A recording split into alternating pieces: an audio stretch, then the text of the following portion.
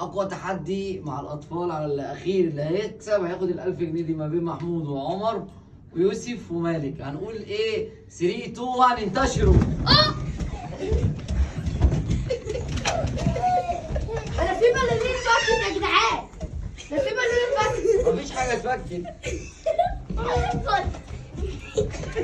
ال1000 جنيه، ال1000 جنيه اللي هيكسب، ال1000 جنيه اللي هيكسب. في بلالين اتفكت دي بتاعتي.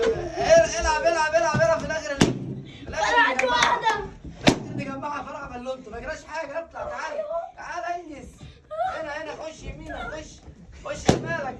ايوه خش شمالك، خش شمالك.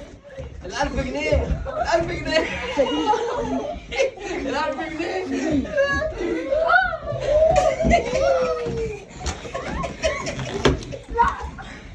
يا مالك يمين يمين يا مالك. يمينك يا مالك.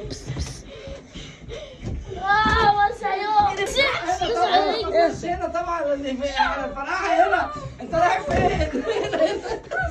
هنا اهو. يا محمود واحد قدامك، هو واحد قدامك. ما انت هتهرب اهو. لا ما حدش يمسكني. ماشي بقى. هنا حاجز. انا مش شايف. طب احنا نعمل ايه؟ الواد ده مش وربنا مش شايف، وربنا الواد ده مش شايف. ربنا مش هيفتح حاجه، ربنا بيشوف. والله ما شفت حاجه، وربنا بيشوف، وربنا بيشوف. لا، والله احنا شفت حاجه. كده بقى لنا تحدي محمود اللي كسب.